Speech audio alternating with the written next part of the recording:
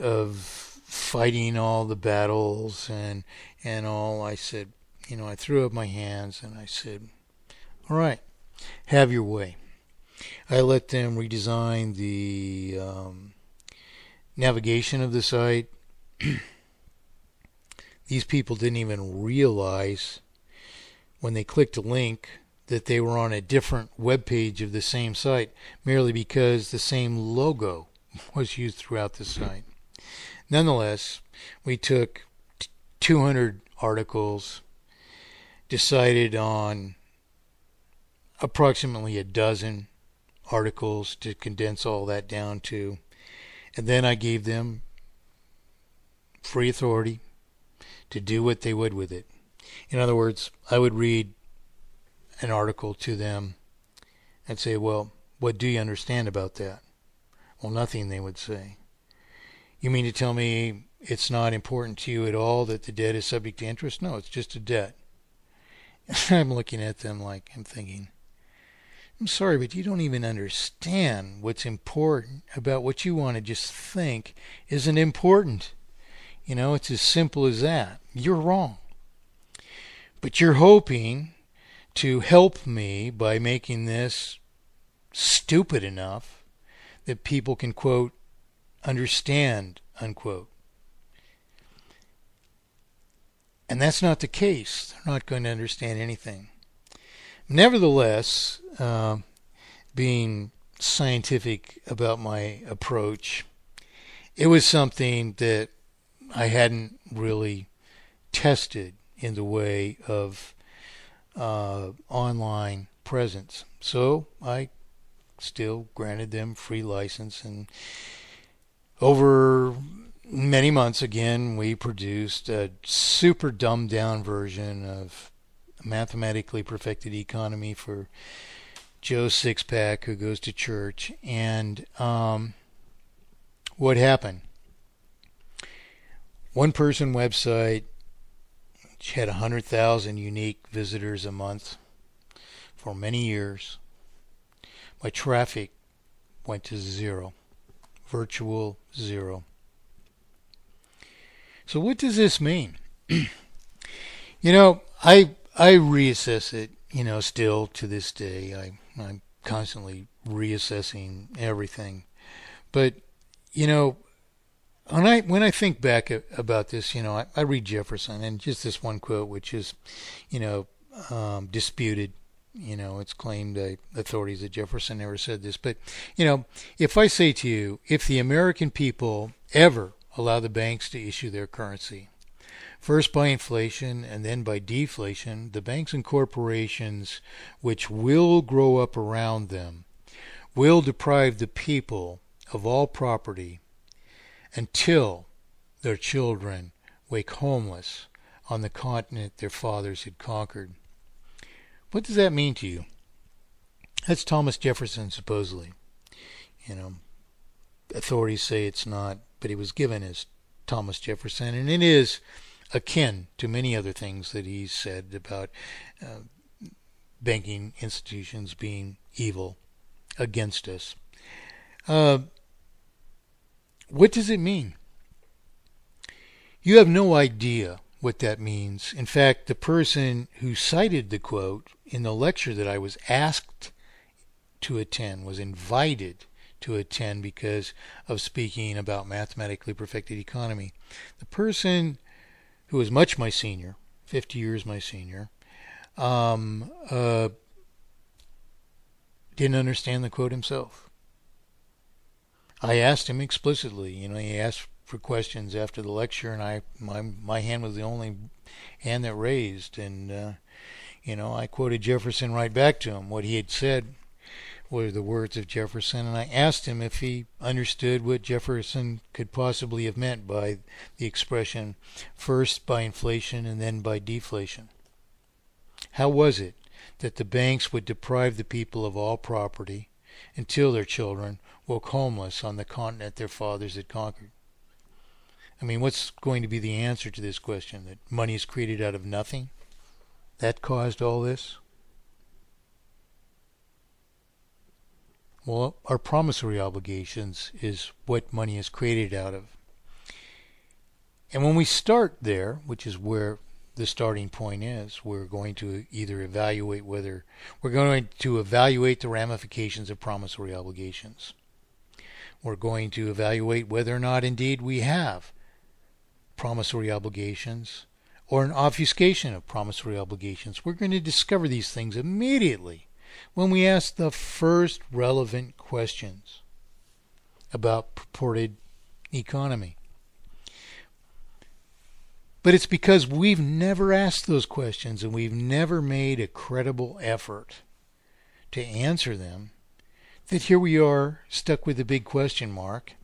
And worse, we're disposed to listen to people who say, of all things, that the problems are a consequence of a fact that money's created out of nothing and by private entities, which happen to be corporations,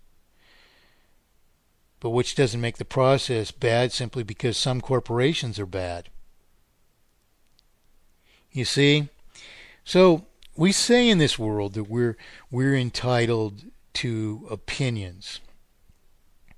And indeed we are entitled to free thought. But the thing is, our thinking, whatever it is, however it may bear upon the quality of life of others, is a responsibility to them as well. And particularly then, it's an offense against others to think wrongly, to think irresponsibly, to think without qualification of our purported opinion, in which case it's no longer an opinion at all, but a qualified fact. It's our obligation to right our thinking, which is the real issue here. Because if we did that, we would never have the problems we do today, all of which stem from an obfuscation of our very own promissory obligations, which we are such fools as to think that we borrow evidence of our own promissory obligations from a purported banking system, which of course isn't a banking system at all, but an obfuscator of the currency, an obfuscator of our promissory obligations. So this is what I mean by communication, and in fact what the differences between unqualified assertion and reality are.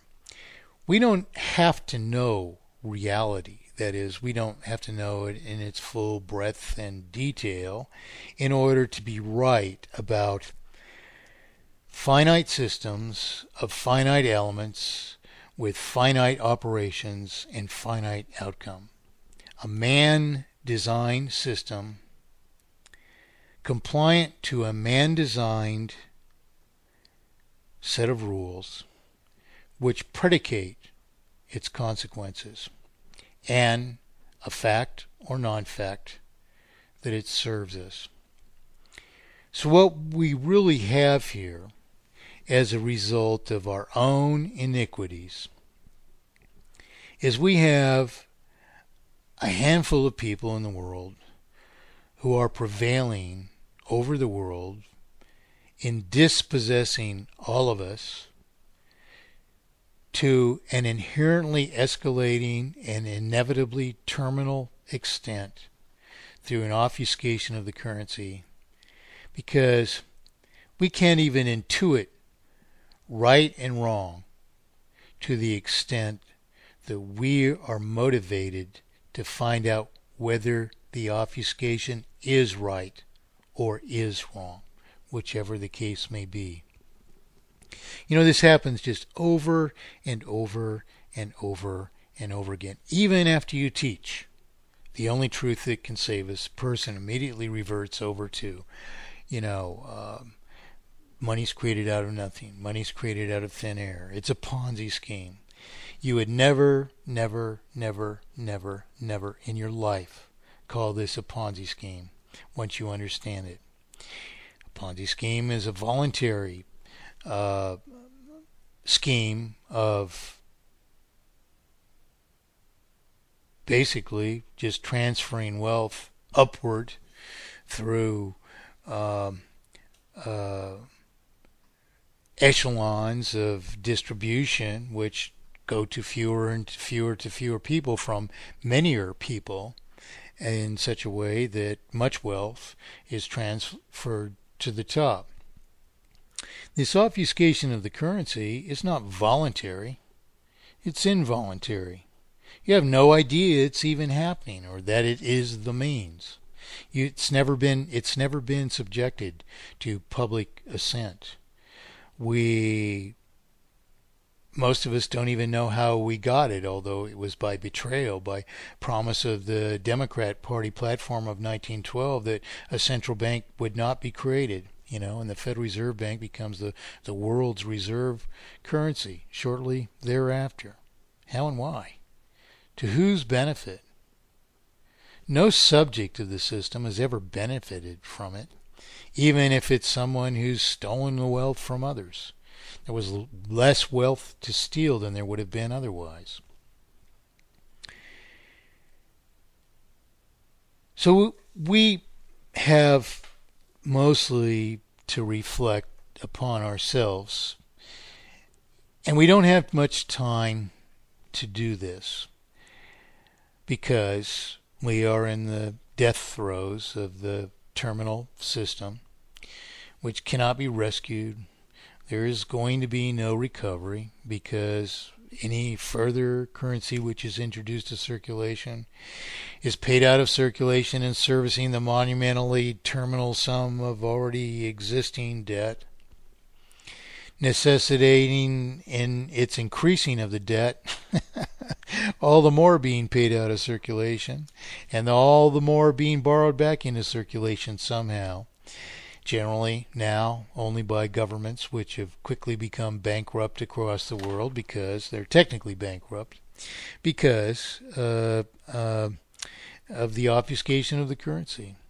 Because you can only assume further debt and further debt. As fast as you're paying principal and interest out of circulation, you have to be assuming that much further debt, as much as the interest. The principal restores the former sum of debt, making the former sum of debt mathematically impossible to pay down.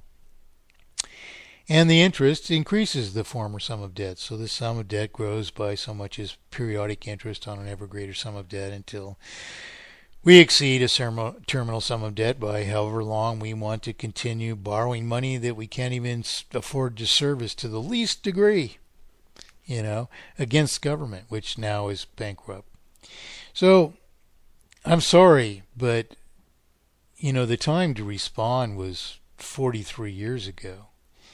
And today all that's happening is we have further pretender after further pretender after further pretender claiming that they're projecting this failure, although they, projected it a year ago or 6 months ago or 3 years after it already was obviously happening, and none of them even identifying the cause, without which you have no power whatever to identify solution. So the issue here is that we have solution. We have an identity of cause, an identification of cause, and we're still listening to each other spout off as if everyone knows our problems stem from the fact that money is created out of nothing, which isn't even a fact. I mean, excuse me if I say so, but if that's the way we're going to be, then history will judge us harshly, and rightly so, because in truth, if that's the best that we have to offer, not only are we our own worst enemies, but You know, we're the proof that Darwin was right.